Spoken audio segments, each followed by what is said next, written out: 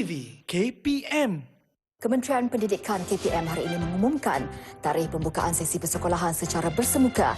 Menjelas secara terperinci, beliau berkata, bagi prasekolah dan sekolah rendah membabitkan pelajar tahun 1 dan 2, tarikh sekolah dibuka ditetapkan bermula 1 Mac ini. Manakala bagi pelajar tahun 3, 4, 5 dan 6, sekolah akan mula dibuka pada 8 Mac. Beliau turut mengumumkan bagi sekolah menengah sesi persekolahan diputuskan pada 4 April ini bagi kumpulan A membabitkan negeri Johor, Kedah, Kelantan dan Terengganu. Manakala kumpulan B untuk lain-lain negeri bermula pada 5 April. Selain itu, bagi College Vocational untuk pelajar CJ Vocational tahun 1 dan Diploma Vocational tahun 1 semester 2 akan dibuka 1 Mac ini. Semua sekolah swasta yang berdaftar di bawah KPM turut dibuka pada tarikh sama seperti sekolah kerajaan. Serta sekolah antarabangsa atau IPS kategori pusat diputuskan dibuka mulai 8 Mac. SOP mestilah dipatuhi oleh semua pihak bagi memastikan anak-anak kita dapat hadir ke sekolah, dapat meneruskan pembelajaran dalam keadaan yang selamat.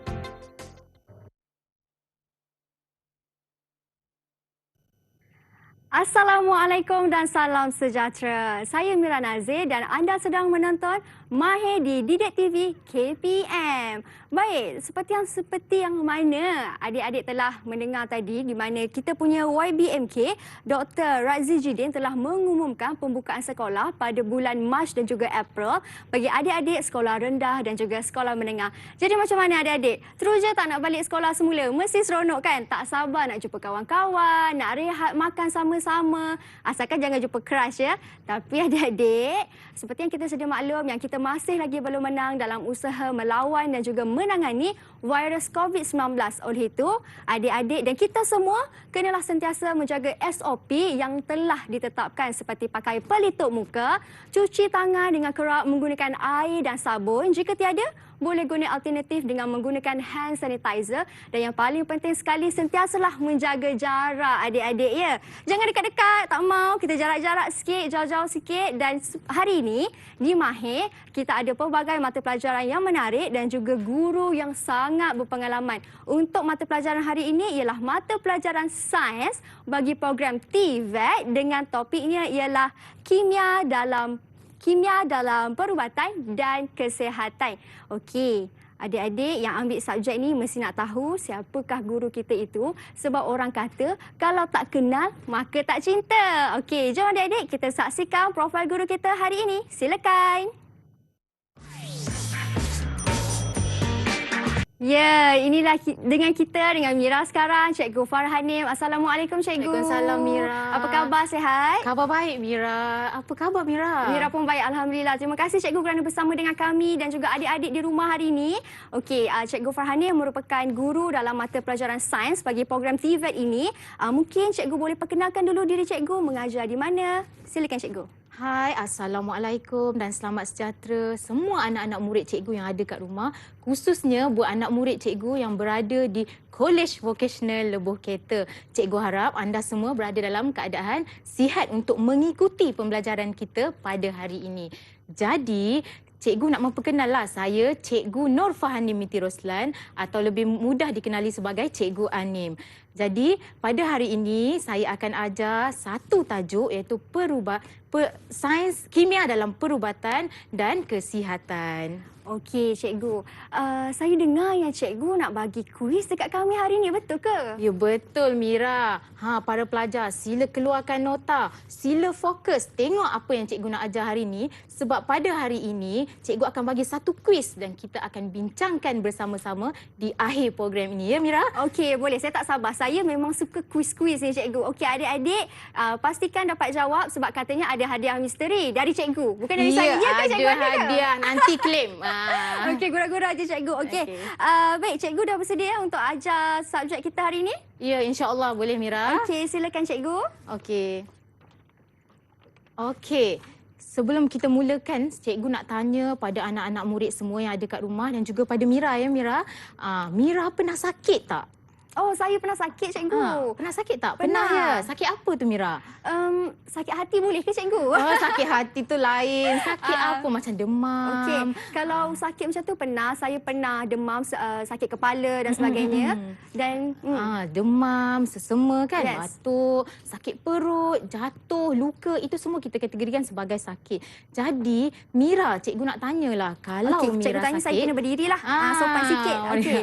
Okey, kalau Mira sakit, Mira apa pertama sekali yang Mira akan buat? Okey, kalau Mira sakit, apa yang Mira akan lakukan, cikgu? Mira akan jumpa doktor dan Mira akan makan ubat yang diberikan oleh doktor. Okey, betul tu Mira. Jumpa doktor, ambil ubat dan makan ikut ketetapan yang doktor berikan. Tapi Mira pernah tak guna cara lain selain daripada jumpa doktor dan dapatkan ubat? Oh, cara seperti mana? Seperti apa tu, cikgu? Adakah cara tradisional?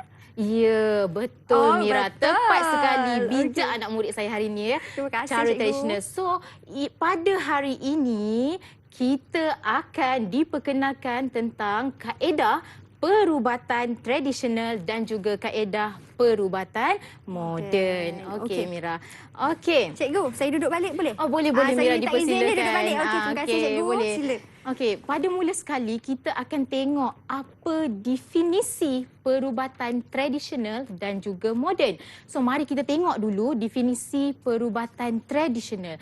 Perubatan tradisional ni adalah satu kaedah perubatan yang menggunakan bahan-bahan dari sumber semula jadi.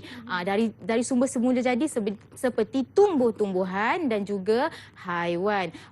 Manakala untuk perubatan moden adalah satu bentuk perubatan yang menggabungkan pengalaman atau pembelajaran dalam bioperubatan dan juga sains kesihatan. Okey, cakap banyak-banyak kan nanti pelajar tak faham. So cikgu nak tunjuk contoh. Dari contoh ni kita akan membandingkan ciri-ciri perubatan tradisional dan juga perubatan moden ya Mira. Okey, tengok apa yang ada kat depan ni Mira. Okey, kat depan tu ada limau. Ini limau nipis. So, limau nipis ni, nak tanya dulu. Mira, kalau Mira batuk, apa yang Mira buat? Kalau saya batuk, apa yang saya buat? Saya akan makan ubat yang dibagi oleh doktor iaitu ubat batuk. Tapi kan cikgu, sebab tadi cikgu ada sentuh pasal tradisional, saya ada buat juga dengan menggunakan limau, tapi saya letak kicap. Betul ke macam tu, Ya, cikgu? ada betul yang kata macam tu. Ada macam-macam, betul. So, yang utama sekali kalau zaman sekarang kita akan cari ubat batuk lah kan. Tapi pada zaman dahulu memang tak ada doktor ataupun orang duduk di dalam kawasan pedalaman, akses untuk menerima rawatan perubatan tu sangat terhad. Jadi, apa yang diorang buat adalah diorang guna barang-barang yang ada dekat sekitar diorang. So, contohnya macam limau nipis ni lah. Cikgu nak demo sikit macam mana orang dulu-dulu merawat masalah batuk. So, apa yang digunakan adalah limau nipis. So, limau nipis ni senang je. Dia potong. Kita potonglah ya. Potong, kemudian kita masukkan air suam. Mesti air suam ya Mira. Okey. Air suam. Lepas tu kita perah dalam air.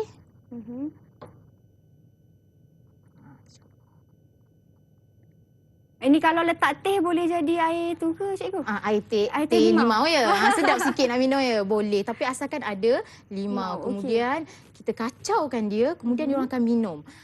So dari sini kita kupas sama-sama Mira. Apa ciri-ciri perubatan tradisional dan moden. Yang pertama Mira, kita tengok dari segi bahan. Okey, bahan untuk perubatan tradisional menggunakan bahan-bahan Seperti limau. ya, semula Semula jadi. jadi. Manakala untuk bahan-bahan perubatan tradisional kita gunakan ubat moden kita gunakan ubat ni kita panggil sebagai ubat sintetik. Maksud ubat sintetik ni adalah ubat yang dihasilkan di makmal. Kita tak boleh pandai-pandai hasilkan kat dapur kita. Okey.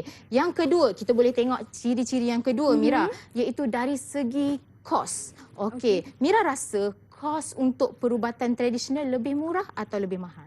kalau kita gunakan yang tradisional lebih murah kerana ianya bersifatkan semula jadi, boleh petik je dekat belakang rumah pun boleh dapat. Ya. Dan lebih senanglah kita tak membuang masa sangat. Betul Mira. Dari segi kos tu betul. Memang lebih menjimatkan. Sebab kalau kita beli kat kedai satu sebiji limau ni berapa sen je kan. Ya. Tapi kalau kita pergi farmasi, ubat batuk ni mungkin berharga RM8, RM9. Cikgu. So Cikgu, dari saya nak tanya, buah limau tu boleh guna buah lain tak cikgu? Ataupun sebenarnya kena guna buah limau je ke? Boleh guna lemon ke?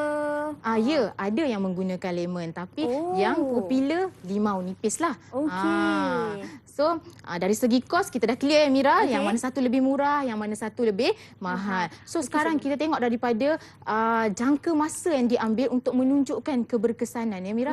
Dari segi tradisional, keberkesanan dia adalah lebih lambat. Kita kena minum banyak hari, banyak kali baru kita akan dapat kesan yang baik pulih itulah. Tapi kalau dari segi moden, perubatan moden, ubat ni selalu kita makan ikut aturan 3-4 kali dah boleh mula clear dah batuk kita. Betul tak? Betul. Okey. So dah ada 3 ciri dah kat situ Betul. kan. So kita tengok yang kedua. Yang kedua. Okey, saya bagi contoh. Sakit beguk. Mira tahu tak sakit beguk? Sakit beguk merupakan sakit yang ada di sini. Ataupun mungkin cikgu boleh terangkan dengan lebih mendalam lagi. Okey, beguk tu adalah satu penyakit di mana kita punya kelenjar air liur terkena jangkitan virus. Jadi itu menyebabkan kita tengok kat bahagian rahang ni akan membengkak. Jadi bila membengkak mestilah sakit, betul tak? So kalau kita pergi klinik iaitu perubatan moden, doktor akan bagi kita paracetamol. Paracetamol ni tujuan dia bila pesakit makan dia akan melegakan kesakitan. Tapi apa orang dulu-dulu buat bila tak ada paracetamol kan? So dia orang gunakan bahan-bahan yang ada di sekeliling kita. Macam Mira cakap tadilah. So dia orang juga menggunakan bahan yang mengandungi asid. Apa itu bahan yang ada asid Mira? Bahan yang ada asid Ciri-ciri dia mesti rasa dia macam mana? rasa dia mestilah masam. Ya Mira, pandai Mira. Pandai kan Rasa saya dia, cikgu? Betul, bijak. Tak ada sebab cikgu ajar saya. Okey. Terima kasih cikgu. Alhamdulillah. Okey, dia mesti ada rasa masam. So kita bagi contoh kat sini. Ni. Mau nipis ni. Apa dia orang buatlah? Kita perahkan. Kita ekstrak air dia sahaja. Lepas tu apa kita buat? Kita ambil dan kita sapu di tempat yang kena beguk tu. Apa rasionalnya Mira? Okey, virus dia tak boleh hidup dalam keadaan berasid.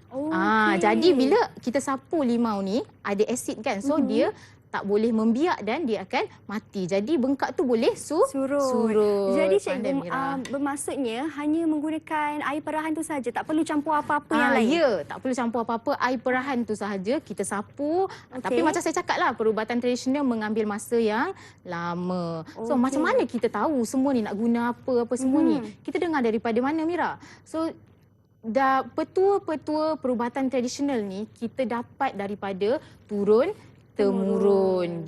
Kita tak ada pembuktian klinikal. Maksud pembuktian klinikal tak ada kajian dibuat, tapi kita dengar daripada cakap-cakap orang tua kita dulu. Sebab diorang tak ada pilihan lain. Ini sahaja ubat yang diorang ada. So kita tengok kat sini ya. Perubatan tradisional ni penting untuk kita belajar. Sebab apa? Sebelum kita adanya perubatan moden, mestilah ada perubatan tradisional. Orang kata tak ada yang lama, tak ada lah yang baru, cikgu ya. Betul Mira. Cikgu macam mana pula dengan kuis yang cikgu kata ada tadi? Selepas eksperimen cikgu kata nak buat kuis. Okey, boleh kita tayang sekarang ya Mira? Apa boleh. kuisnya? Okey, kita tengok. Okey, mari kita tengok apa kuis yang akan cikgu berikan. Okey. Soalan kuis dia, antara berikut yang manakah menunjukkan ciri-ciri perubatan moden? So tadi cikgu dah terangkan ciri-ciri perubatan moden. Jadi pelajar boleh pilih. Pelajar boleh pilih untuk menjawab lebih daripada satu jawapan. Yang pertama, rawatan yang diamalkan adalah turun-temurun dan diwarisi dari nenek moyang. Yang kedua, mengambil masa yang cepat untuk sembuh. Ketiga, memerlukan kos rawatan yang murah. Keempat, keberkesanan rawatannya telah diuji secara klinikal. Dan yang seterusnya, bahan-bahan semula jadi digunakan dalam perubatan. Yang terakhir sekali, memerlukan nasihat daripada pakar perubatan. Jadi para pelajar, tolong tengok soalannya adalah ciri-ciri perubatan moden. Tengok betul-betul dan fikir dahulu, nanti kita akan jawab di akhir rancangan. Okey, baik tu adik-adik kita. Take note apa soalan yang diberikan, iaitu ciri-ciri perubatan moden. Mana satukah jawapan yang benar dan tepat. Okey, jawapan yang sebenar ataupun jawapan akhirnya nanti di hujung rancangan cikgu akan beritahu. Dan cikgu, saya pun nak kongsikan juga kepada cikgu dan juga murid-murid, kawan-kawan yang berada di rumah tentang penggunaan lintah dalam perubatan tradisional. Betul ke lintah ni boleh digunakan dalam perubatan tradisional? Takutlah cikgu kalau digigit kan? Okey, kalau kita nak tahu bagaimana, kita tengok dulu. Dan yang paling penting, adik-adik jangan ke mana-mana. Kita kembali selepas ini.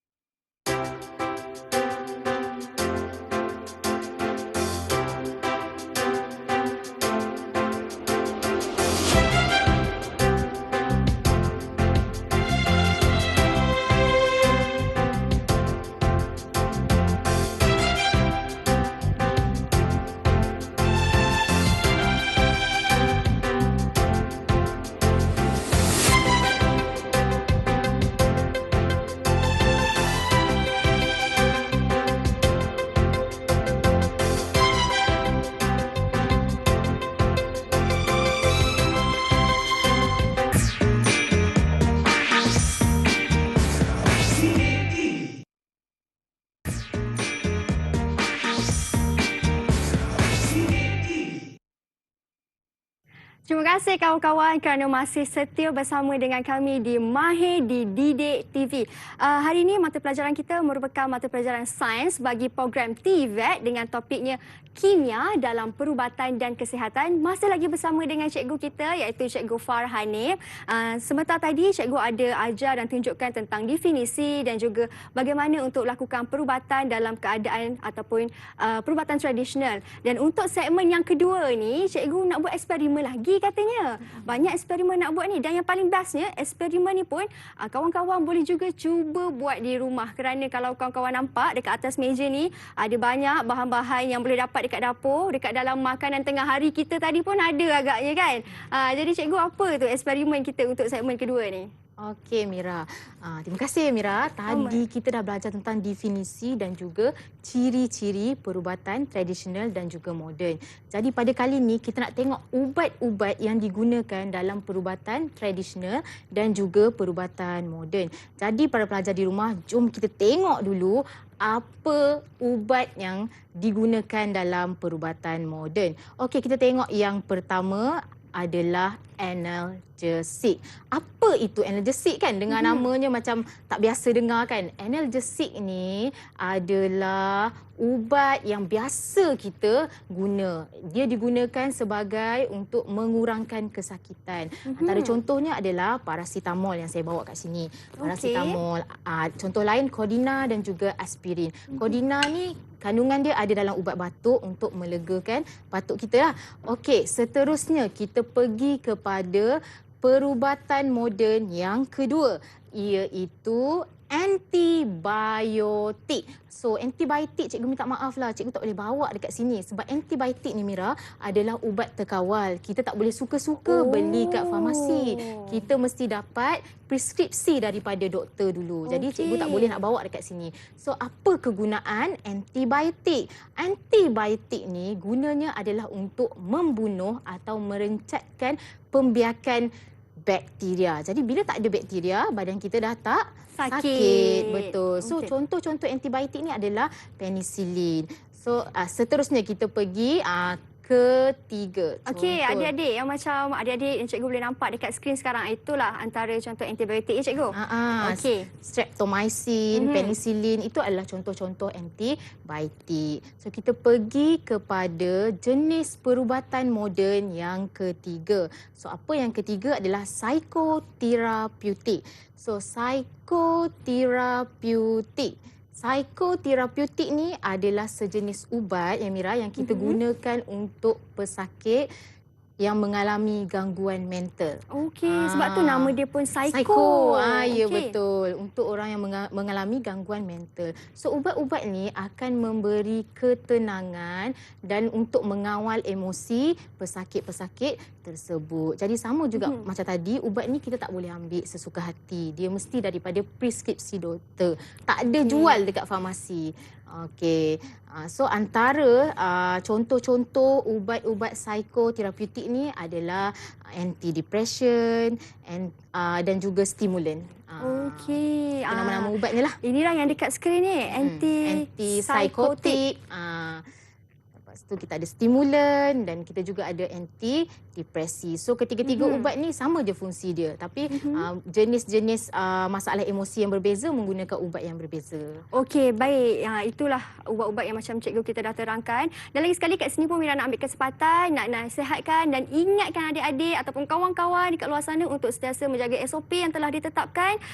Jangan salam orang sesuka hati kan cikgu. Sekarang bahaya musim-musim macam ni. Cukup dengan meletakkan tangan di bahu sebagai tanda hormat dan sentiasalah menjaga kebersihan diri dengan kerap cuci tangan menggunakan air dan juga sabun. Okey, baik cikgu, yang dekat atas meja ni apa pula cikgu? Yang ada kunyit, ada semua, kita nak memasak ke cikgu? Mira tengok ya, ada bawang putih. Ni apa? Ya, bawang merah, belimbing. Belimbing, halia, kunyit, ni kulit kayu manis. Semua benda-benda ni selalu Mira jumpa kat mana? Saya jumpa kat dapur. Kat dapur, dekat betul dapur, Mira. dekat dalam masakan. Ya, mak kita selalu guna nak buat rendang, gula lemak, betul tak? Betul. Lapar pula ya sebut pasal makanan. So bahan-bahan ni boleh juga digunakan sebagai perubatan tradisional. Mari kita kenali satu persatu bahan-bahan ni. Yang pertama Mira. Okey, Agaknya cikgu. apa ni? Ini ialah aloe vera. Saya tahu sebab saya suka pakai dekat muka cikgu. Oh. Ini guna dalam perubatan tradisional rupanya. Ya, aloe vera ni. Okey. Kenapa Mira pakai kat muka? Sebab saya nak ikut orang Korea katanya. Nak bagi kulit jadi apa? Jadi glowing gitu. Jadi halus. Betul lah tu. So, kita buka aloe vera ni Mira. Okey. Okey, kita buka. Kalau adik-adik yang tak tahu, ini daripada pokok lidah buaya ya, aloe vera ni. Aloe vera ni lidah buaya. Betul Mira.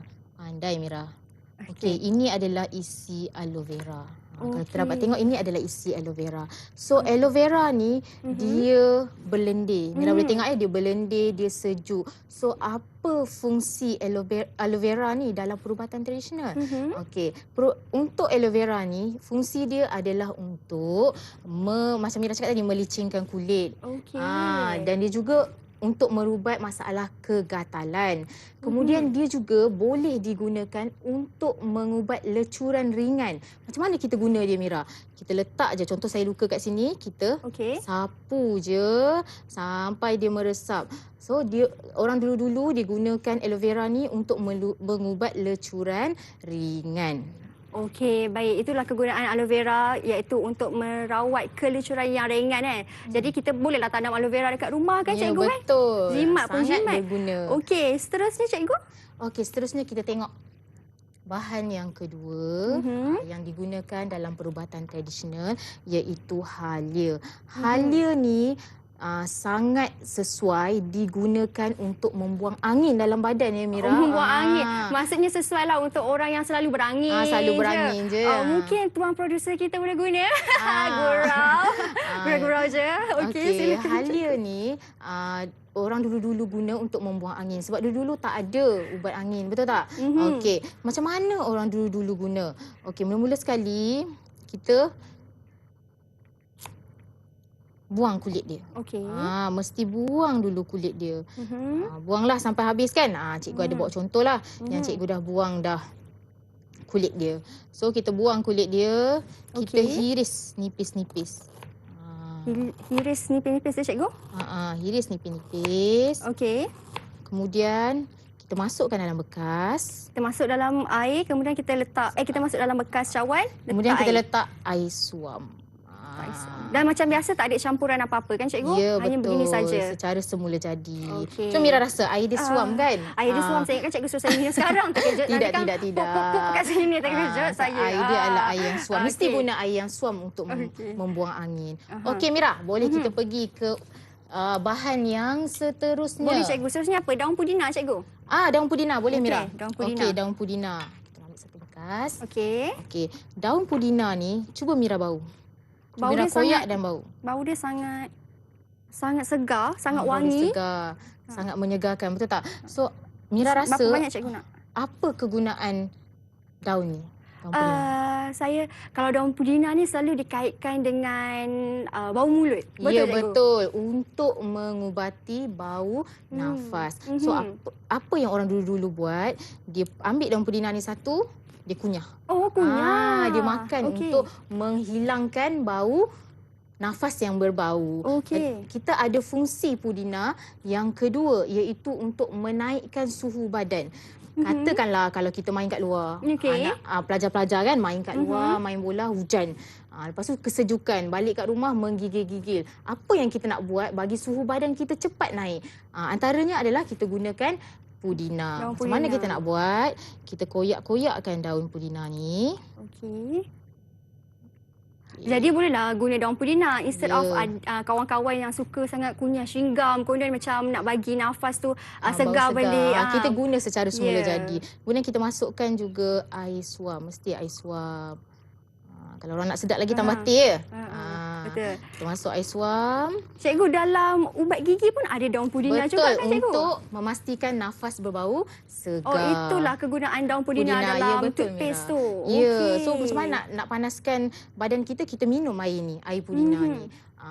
Jadi orang dulu-dulu dia tak ada ubat-ubat. Jadi inilah yang kita guna. Yang apa yang ada di sekeliling kita. Okey, kunyah macam tu je.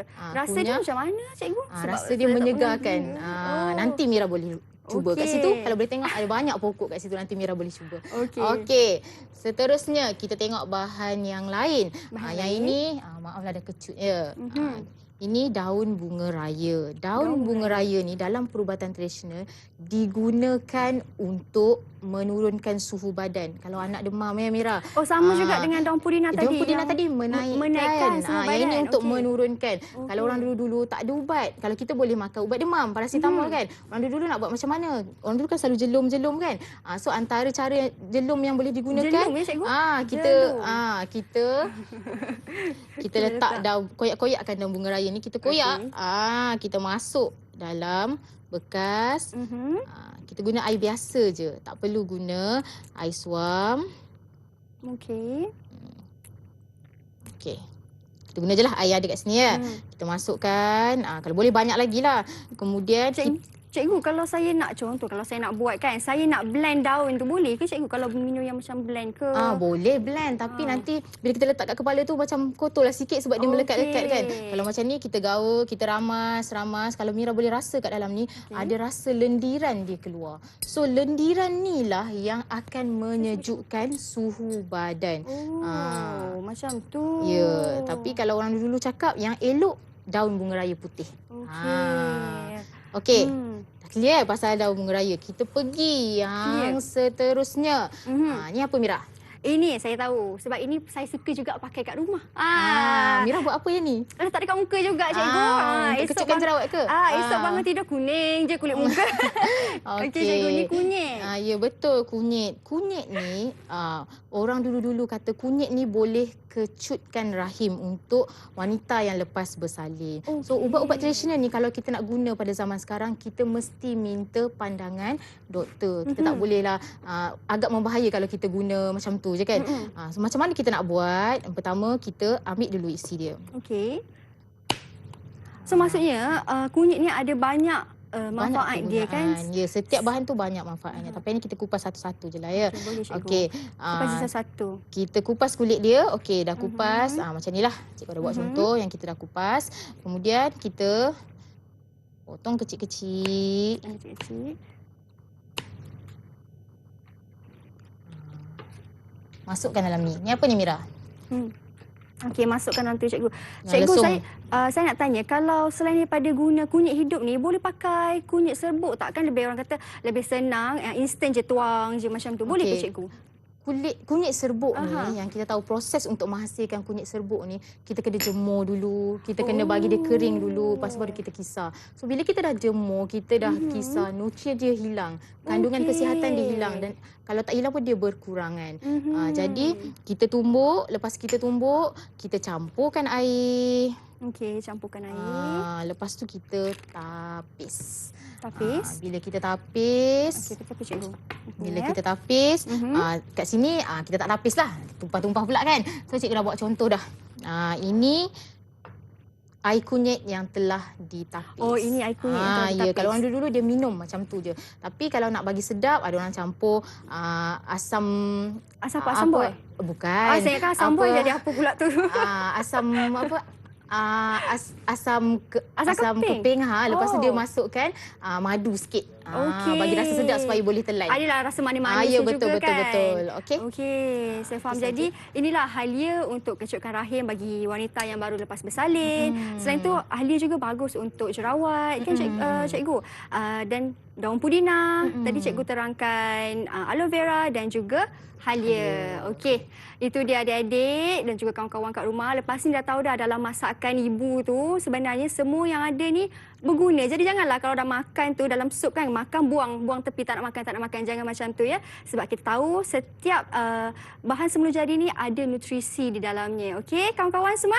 Okey cikgu, sebelum kita berhenti berehat, saya ni dengarnya ada pasal belut pula nak share. Ya, kita tengok ya apa yang nak dikongsikan pasal belut tu. Katanya ada nak share pasal belut. Tapi kan saya nak tanya jugalah cikgu pernah ke menggunakan kaedah belut ni dalam perubatan tradisional? Kok lah cikgu ada experience ataupun cikgu pernah makan belut ke, Saya sup pernah. belut ke? Saya pernah lah makan sup belut. Tapi sup belut ni dia ada lendiran. Lendiran tu yang elok untuk mengubati luka. Oh, ya, cikgu? Ya, luka Okey. dalaman. Sebab itu kita makan. Okey. So maksudnya kalau macam orang buat masakan belut, orang kata ni lendir-lendir ni semua kena buang. Salah ke macam tu? Memanglah kita buang sikit. Ah, Kalau ah. terlalu berlendir, kita tak lalu nak makan kan.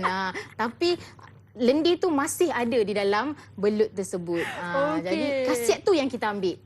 Okey, faham.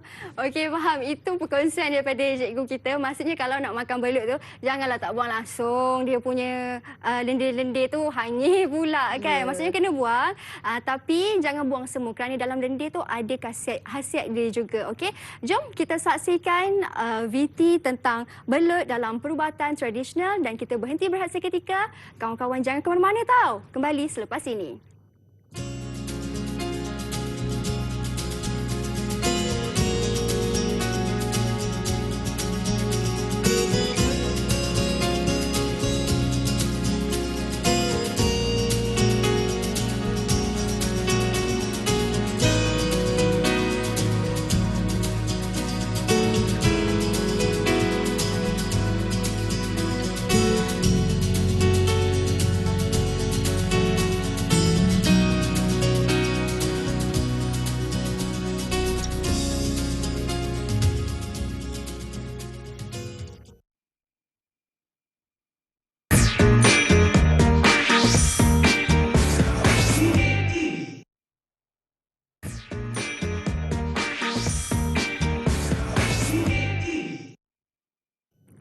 Terima kasih kawan-kawan yang masih lagi setia bersama dengan saya dan juga Cikgu Farhanim di Mahir di Didik TV. Ini dah merupakan segmen ketiga. Sekejapnya lah masa cikgu dah masuk segmen ketiga. Tak puas lagi tadi sembang pasal belut, sembang pasal lintah, pasal eksperimen. Dan segmen ketiga ni cikgu nak berbincangkan tentang vitamin C. Tentang kebaikan, keburukan dan sebagainya kan. Tapi macam biasa kawan-kawan, kat sini Mira nak ingatkan kepada anda semua untuk sentiasa menjaga SOP yang telah ditetapkan oleh pihak kementerian. Kerana kita tahu kita masih lagi belum menang dalam usaha menangani pandemik COVID-19 ni. Dan yang paling penting sekali, kalau dah balik sekolah nanti tu, pakailah pelitup muka, jagalah jarak dengan kawan-kawan. Kalau buat study group, janganlah ramai-ramai, janganlah dekat-dekat, okey? Cikgu, untuk segmen yang ketiga ni, cikgu nak terangkan tentang vitamin C. Ya, betul, Mira. Apa tu cikgu? Mungkin cikgu terangkan. Pada segmen ni, cikgu nak terangkan tentang vitamin C yang diperoleh daripada sumber semula jadi dan Okey. juga buatan manusia. So kita tengok dulu apa itu vitamin C daripada sumber buatan manusia ni. Macam contohnya, vitamin C daripada buatan manusia ni kita dapat kat mana? Kita boleh beli kat mana, Mira? Vitamin C daripada buatan manusia ni. Okey, kalau vitamin C buatan manusia ni kita boleh beli dari farmasi kan? Ya, betul, mudah didapati.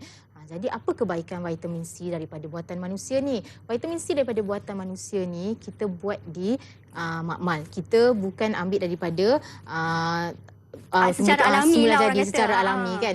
Jadi bahan ini dia kita makan sikit je. Kita hanya perlukan kuantiti yang sikit untuk memenuhi keperluan nutrien badan kita. Oh ya ke cikgu? Kalau Mira beli vitamin C kat farmasi kan, Ya. dia ada cakap tak kena makan 1 botol satu hari. Tak Tak ada. ada. Sebiji 2 je kan. Betul. Jadi dah formulasikan supaya kita hanya makan sebiji dah cukup untuk memenuhi keperluan vitamin C seharian kita. Okey. Cikgu, kalau saya boleh kongsikan sikit, saya ada terdengar baru-baru ni kan ada perkongsian daripada seorang doktor, dia mengatakan bahawa sebenarnya tubuh badan manusia tidaklah memerlukan vitamin C yang terlalu banyak, Ya, macam betul. beribu-ribu kan. Cukuplah dengan 70 hingga 80 sahaja. Cikgu, kalau saya tidak silap lah. Tetapi kalau yang kita dah beli sedia ada tu kadang-kadang kita kena makan sampai 2000, 3000, 4000 mg kan. Jadi bahayanya ubat-ubatan yang kita ubat-ubatan buatan manusia yang kita makan berlebihan ni, dia akan menyebabkan kita kena batu karang dalam buah pinggang. Oh, ya ke? Itu adalah fakta lah. Kita kalau makan sesuatu ubat perlu mengikut dia punya preskripsi, tak boleh berlebih-lebihan. Walaupun dia ubat. Untuk menyembuhkan. Ya, ubat perlu dimakan ikut preskripsi, ikut aturan. Dengar tu adik-adik, janganlah orang kata alah nak cepat sembuh lah, telan je lah sebotol, minum je lah sebotol ni, tak boleh macam tu tak ya. boleh, mesti kena ikut aturan. Okey. So, Silakan. yang kedua, vitamin C ni selain daripada buatan manusia, kita boleh dapat daripada sumber semula jadi yang ada di sekeliling kita, yang kita boleh dapat kat pasar. Ni Mira, kita tengok ya. Apa contoh vitamin C yang cikgu bawa? Okey, tengok. Betik adalah buah yang mengandungi vitamin C. Sama juga macam orange. Nanti kita boleh angkat sikit. Kita tunjuk dekat kawan-kawan kat rumah tu. Kita ada betik, kita ada buah oren. Anggur. Lepas tu dia juga boleh didapati daripada sayur-sayuran macam tomato, brokoli. Saya tak bawa lah. Ni cili merah. Oh, cili merah pun ada. Ya, juga betul. ke? Ada. Ingatkan cili je mulut orang yang ni. Cikgu, rupanya dalam cili ni pun ada juga vitamin C dia. Ya, betul. Okey. Ni dan juga lada benggala. Okey. Selalunya yang bahan-bahan yang berwarna ni memang dia tinggi dan dia kaya dengan vitamin C. Okey. Tapi bahan-bahan daripada sumber semula jadi ni kita perlu ambil dalam jumlah yang banyak untuk memenuhi keperluan harian kita. Walau bagaimanapun kalaulah kita terlebih mengambil nutrien daripada bahan semula jadi, vitamin C daripada bahan semula jadi, apa yang akan berlaku pada badan kita adalah dia akan dikeluarkan secara semula jadi melalui urea ataupun air kencing. So dia tak membahayakan kita punya kesihatan. Oh, maksudnya kita kena, kalau kita ambil vitamin C ni, kita kena minum air dalam kuantiti yang cukup. Jangan berkurangan. Ya, betul. Okey, faham. Ini yang secara alami bahan vitamin C yang kita boleh dapat di rumah, di pasar raya kita boleh beli sendiri, tapi kena ambil dalam kuantiti yang banyak. Okey. Kalau yang ini apa pula yang cikgu dah potong ni? Kita nak tunjuk sikit macam mana kita nak mempelbagaikan menu menggunakan bahan-bahan yang ada vitamin C. So kat sini contohnya cikgu ada buah limau. buah limau, kita ada tomato dan juga anggur. anggur. So kita boleh buat apa ni? Salad. Kita boleh buat salad menggunakan buah-buah ni. Kita panggil salad vitamin C. Mula-mula cikgu ambil tomato. Kita potonglah. Mira tahu tak vitamin C ni sangat elok untuk apa? Vitamin C sangat bagus untuk kulit kita. Ya, betul Mira, pandai. Untuk kulit kita, untuk meningkatkan sistem imunisasi badan kita. Kalau kita nak bagi badan kita senang recover apa senang baik daripada penyakit. So kita kena banyak makan vitamin C. Cikgu saya nak tanya, kalau macam buah ni, macam tomato semua ni kan, kalau nak makan boleh je ke kalau kita makan macam tu saja, ataupun sebenarnya kena buat yang macam mana cikgu buat ni? Lagi elok kalau kita makan macam tu je. Ini macam kita nak mempelbagaikan menu. Kita potong-potonglah sikit, kita campur-campur, tambah sedikit bahan bagi rasa dia sedap. Lepas tu bagi warna dia cantik. Okey, ini kita guna tomato. Lepas tu kita ambil sikit buah orange. Orange ni kaya dengan vitamin C. Ini yang selalu orang gunalah. Orange ni yang biasalah kita guna. Okey. Pada pendapat cikgu kan, yang mana dalam buah-buah ni yang dapat membantu imunisasi badan kita, yang orang kata lebih kaya dengan zat-zat vitamin C ni? Sebenarnya kita punya vitamin C ni pada buah yang berbeza ada nilai yang berbeza lah kandungan dia. Jadi kita sebenarnya kena makan pelbagai buah-buahan. Kita tak bolehlah nak makan satu je, nanti bosan dah terus tak nak makan dah. Tapi kan ada, kalau yang macam murid-murid cikgu yang dah bersekolah menengah ni fahamlah dah besar. Tapi kalau yang kadang-kadang adik-adik yang tadika, yang mungkin bersekolah rendah tu macam tak sukanya nak makan buah. Cikgu tak boleh nak makan buah, tak suka makan buah, tak suka makan sayur. Macam mana cikgu untuk kita dapat nutrisi vitamin C tu? Sebab itulah di dalam bahagian industri dia ada formulasikan vitamin C dalam bentuk tablet yang kita tengok ni, dan dia ada tambah perasa yang bagi rasa sedap supaya anak-anak kita akan suka makan vitamin C ni. Jadi kita dapat nutrisi daripada apa yang kita makan ni. So kita tambah sedikit madu. Allah, tak boleh buka. Boleh cikgu? Susah pula dah pakai madu ni kan. Sebab tangan cikgu dah buka tu tadi. Saya tolong cikgu buka madu ni. Okey, nak cikgu. Alright, kita madu cikgu. Maafkan saya. Letak madu. Kita letak madu bagi rasa manis sikit. Bagi rasa sedap. Kalau nak letak coklat ke macam boleh. Coklat syrup tu boleh, ikut kreativiti masing-masing. Ada yang letak mayonis, betul tak? So kita gaulkan. Tengok, kalau kadang-kadang budak-budak tengok ada macam-macam warna, dia akan tertariklah untuk makan. Ini adalah antara resipi yang ibu-ibu boleh cuba untuk tarik perhatian anak-anak untuk suka makan buah-buahan yang mengandungi vitamin C. Ada setengah macam remaja sekarang kan, dia suka makan tomato tu bukannya sebab vitamin C. Dia tak fikir pun vitamin C ke apa, tapi dia mendengar mitos. Okey, makan vitamin C je, nanti mesti kulit cantik. Makan vitamin C nanti mesti pipi merah-merah macam tu kan. Jadi sebabkan itu. Jadi sebenarnya itu bukanlah mitos cikgu, tapi memang fakta. Dalam buah tomato tu mampu untuk memberikan manfaat dengan vitamin C yang ada dalamnya kan? Ya, betul. Walaupun orang tak tahu, tapi bila mereka makan, mereka dapat khasiat tersebut. Betul tak Mira? Betul. Okey. Mungkin cikgu ada apa-apa soalan nak tanya dekat adik-adik dekat rumah, nak main quiz-quiz dengan mereka. Okey, kalaulah kita ni sakit. Kita sakit, kita tak pergi klinik. Kita terus je ambil contohnya macam Panadol yang ada kat rumah. Sebenarnya para pelajar rasa boleh tak? Itu yang kebiasaan yang digunakan lah, yang biasa kita buat. Kita ambil je paracetamol yang ada dalam peti ais ataupun pergi je kedai sebab benda tu mudah didapati, kita terus beli. Sebenarnya tak boleh. Kita apa-apa ubat pun kita nak makan, kita kena ada preskripsi daripada ataupun doktor. Nasihat lah dari kita kena ambil doktor. nasihat daripada doktor apa yang perlu kita ambil. Kadang-kadang kita rasa kita demam je, tapi sebenarnya kita ada masalah lain, kita ada penyakit lain yang memerlukan kita cek lebih mendalam, ambil darah ke. Okey, faham. Tapi bagaimana pula dengan remaja sekarang ni? Kadang-kadang mereka dekat sekolah tu kan nakal-nakal sikit, sukalah buat challenge, makan paracetamol tu dengan minum air gas, minum air coke. Boleh ke macam tu? Ke sebenarnya nak makan ubat ni kena minum dengan air suam, air putih, ke boleh je minum dengan air gas ataupun air yang bergula? Okey, pasal minum dengan air bergas ni jangan sesekali buat.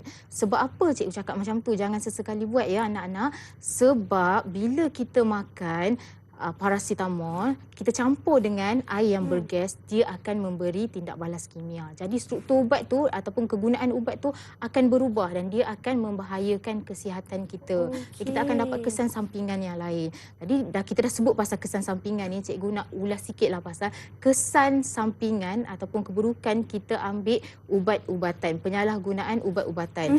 Kita ambil ubat-ubatan tapi kita tak ikut preskripsi doktor. So apa keburukan dia? Yang pertama, kesan jangka masa panjang boleh menyebabkan ketagihan. Mira pernah dengar tak orang ketagih ubat batuk? Sebab apa? Bila dia minum ubat batuk, dia rasa mengantuk, lali, dia rasa selesa. Sebab tu dia akan guna mula-mula disebabkan batuk saja, tapi bila diambil secara berlebihan, dah baik dah tapi masih ambil lagi, dia akan ketagih. Okey. Ubat pun boleh menyebabkan ketagihan. Ya, betul Mira. Okey, yang seterusnya, ubat-ubatan ni kalau kita tak ambil ikut dos yang betul, dia akan menyebabkan kesan sampingan seperti cirit-birit, muntah, sakit perut. Jadi kita adalah amat penting untuk kita jumpa doktor, minta nasihat macam mana cara nak makan, kemudian baru kita guna. Tak boleh guna sesuka hati. Okey. Yang ketiga Mira, Okey, silakan cikgu. kalau kita ambil ubat melebihi dos, apa yang akan berlaku? Boleh menyebabkan kematian. Wish, takutlah. Ya, Bahaya rupanya. kalau paracetamol satu hari boleh makan 4 biji je, 6 jam sekali, tapi kita makan 3 jam, sakit kepala tak hilang lagi. Makan lagi. So dia akan mengakibatkan kepada kematian. Seterusnya Mira, antibiotik. Mira pernah dapat antibiotik tak dari doktor? Pernah cikgu. Apa doktor pesan? Doktor pesan habiskan antibiotik tu. Ya, betul Mira. Kenapa, Mesti habiskan dan ikut aturan. Kenapa makan. tu cikgu? Okey, contoh kalau dia bagi 10 biji, 1 biji makan, satu hari makan 2 biji. So mesti habiskan dalam masa 5 hari. Katakanlah dalam masa 3 hari kita dah sihat. Kita dah rasa dah sihat, dah tak ada apa-apa simptom sakit, kita berhenti makan. Apa akan berlaku? Kita tengok balik fungsi utama antibiotik tadi. Dia adalah untuk membunuh bakteria dan menghentikan pembiakan bakteria tersebut. Jadi bila sampai 3 hari, ada bakteria yang telah mati dan ada lagi bakteria yang masih hidup. Jadi bila kita dah berhenti daripada makan antibiotik, bakteria yang hidup tu cuba beradaptasi supaya dia jadi lebih kuat untuk melawan ubat tu bila kita makan dia di masa akan datang. Jadi itu yang kita panggil sebagai bakteria yang imun terhadap ubat. Kita dengar orang cakap, orang-orang selalu cakap kan, nanti badan jadi kebal dengan antibiotik. Sebenarnya Mira salah, bukan badan kita yang kebal dengan antibiotik, tapi bakteria yang dalam badan kita yang kebal dengan antibiotik tersebut. Pula dah macam tu. Jadi itu adalah antara keburukan kalau kita terlebih-lebih makan ubat-ubatan yang diberikan oleh doktor. Okey, cikgu, tadi kan masa awal-awal tadi tu, kita ada buat kuis. Ya, betul. Ingat tak dengan anak-anak murid kat rumah? Katanya nak simpan jawapan tu sampai ke penghujung rancangan. Okey, Mira nak tahulah apa jawapan tu cikgu, sebab saya rasa mereka yang dekat rumah tu mesti dah macam tak sabar. Apa jawapan ni, betul ke salah? Nak dapat hadiah misteri? Ya, betul cikgu? Mira. Okey. Apa jawapan tu cikgu? Kepada kuis yang cikgu berikan tadi. Okey, tadi saya bagi kuis ciri-ciri perubatan moden. Okey, kita tengok sama-sama. Dia punya jawapan adalah untuk jawapan ciri-ciri perubatan moden ni adalah mengambil masa yang cepat untuk sembuh. Betul tak tadi kita dah bincangkan? Betul. Kemudian keberkesanan rawatannya telah diuji secara klinikal. Maksudnya saintis dah uji dalam makmal, dah ada kesan, dah ada pembuktian, baru dia pasarkan ubat tersebut. Kemudian memerlukan nasihat daripada pakar perubatan. Yang ni betul kan saya pesan? Betul. Nak makan ubat mesti ada preskripsi daripada doktor. Pakar, betul. Okey, ini adalah soalannya. Bagaimana pula dengan jawapan yang tadi cikgu terangkan itulah? Itu adalah jawapannya. Itu adalah jawapannya. Okey, betul ke salah jawapan adik-adik kat rumah tu? Kawan-kawan, betul ke salah jawapan? Betul? Salah? Betul? Betul, mesti betul. Okey, terima kasih saya nak ucapkan kepada semua pelajar-pelajar yang berada dekat rumah kerana bersama dengan kami, setia bersama dengan kami sehingga ke penghujung rancangan. Tapi sebelum tu, mungkin Cikgu Farhanim ada sepatah dua kata nak berikan kepada pelajar-pelajar cikgu yang berada dekat dekat rumah, ataupun mungkin cikgu boleh recap sedikit lah tentang kita punya pelajaran dari awal sehinggalah ke habis ni. Boleh recap sedikit? Okey, hari ni kita dah belajar tentang definisi perubatan tradisional dan moden, ciri-ciri perubatan tradisional yang moden, dan kita juga telah belajar tentang vitamin C dan juga penyalahgunaan ubat-ubatan. Cikgu harap kamu dapat faham apa yang cikgu ajar hari ini, sebab ilmu yang kita gunakan hari ini akan digunakan untuk kamu menjawab peperiksaan. Bukan setakat menjawab peperiksaan ya Mira, kita boleh gunakan dan adaptasikan dalam kehidupan seharian. Betul tak Mira? Betul. Okey, jadi cikgu harap apa yang cikgu sampaikan hari ini digunakan dan diaplikasikan oleh kamu semua. Okey, itu tadi. Tapi saya rasa macam belum puas lagi nak belajar lagi dengan cikgu. Sebab seronok belajar dengan cikgu Farhanim ni. Saya nak tanya satu lagi soalan dekat cikgu. Satu lagi nak tanya. Okey. Sebab ini merupakan, tak tahulah nak kata mitos ke, memang adat orang kita ke. Katanya makanan tradisional ni juga mampu untuk menyembuhkan satu penyakit. Bukan saja ubat tetapi makanan. Mereka kata macam sup ketam lah sebagai contoh. Sup ketam tu bagus, boleh sembuhkan denggi macam tu. Betul ke sebenarnya tu cikgu, ataupun itu hanyalah mitos mata-mata? Kita tak boleh juga kata benda ni mitos. Macam saya cakap tadi, perubatan tradisional antara cirinya adalah dibuktikan oleh orang dahulu, cakap-cakap orang dahulu. Dia tak ada pembuktian secara klinikal, tapi ada pembuktian daripada orang-orang yang pernah mencuba kaedah tersebut. Jadi kita boleh cuba kaedah tersebut, walau bagaimanapun macam cikgu cakap, kita mesti mendapat nasihat doktor dulu. Kalau kita demam, jumpa doktor dulu. Kita tak tahu demam apa yang kita guna. Kita kena. Kita terus-terus je makan sup ketam. Betul tak? Sebab mereka kata macam, okey, kalau nak pergi melawat orang denggi je kan, okey, kena buat sup ketam. Bagi mereka sup ketam sebab sup ketam ni bagus, boleh membunuh bakteria ataupun segala virus tu. Tak boleh macam tu kan. Kita pun mestilah kena mengikut, bukan saja mengikut tradisi orang-orang lama, walaupun ada juga betulnya, tetapi kita kena juga tahu tentang saintifik daripada segi bagaimana it works, kata orang putih ni, how it works, begitu. Okey, cikgu, itu tentang makanan tradisional. Tetapi untuk mereka yang macam ketagih pula, macam tadi cikgu kata ketagih ubat-ubatan, yang ini ketagih vitamin C pula. Yang macam ni suka sangat makan vitamin C, terutama sekali remaja perempuan yang macam obses kepada kecantikan. Bagaimana tu cikgu? Macam saya cakap tadi, kita tak boleh makan berlebihan. Nanti akan memberikan kesan sampingan pada badan kita. Memang tak boleh makan berlebihan. Walau seobses mana kita nak cantik, mesti ikut aturan. Mesti ikut preskripsi yang ada dekat belakang botol tu. Dia bagi tahu satu hari berapa biji je boleh makan. Tak boleh lebih. Okey, faham. So maksudnya apa yang cikgu apa yang cikgu cuba sampaikan ialah walaupun nak cantik, walaupun nak sihat, tetapi bukanlah dengan mengambil dalam kadar yang banyak. Kita kena pastikan kuantiti yang kita ambil tu bersesuaian dengan tubuh badan kita juga. Nak ambil vitamin C boleh, tapi kenalah minum air dengan yang banyak supaya badan kita tidak dehydrated, ya. Betul. Begitu cikgu. Okey, cikgu, ada apa lagi yang mungkin cikgu nak sampaikan kepada anak-anak murid cikgu? Apa yang saya nak sampaikan adalah siapa yang saya ajar hari ni, contohnya macam kita buat salad ni ke, bolehlah cuba. Kenapa kena cuba? Sebab benda yang saya ajar hari ni semuanya bernutrisi. Nutrisi ni sangat perlu oleh badan kita, tak kisahlah vitamin apa pun, memang diperlukan oleh badan untuk pembesaran kita.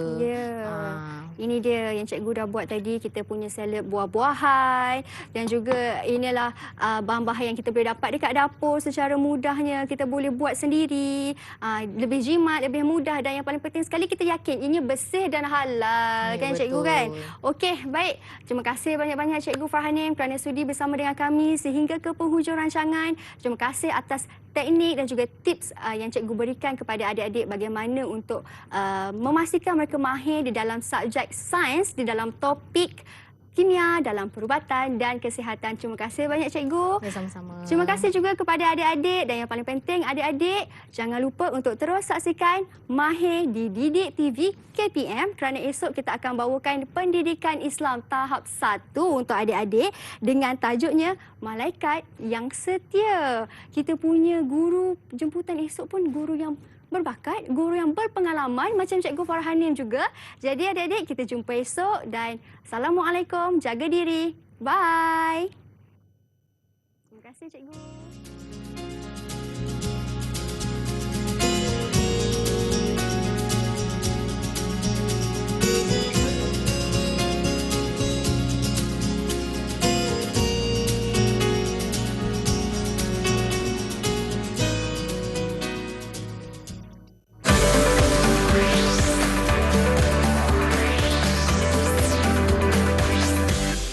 TV KPM.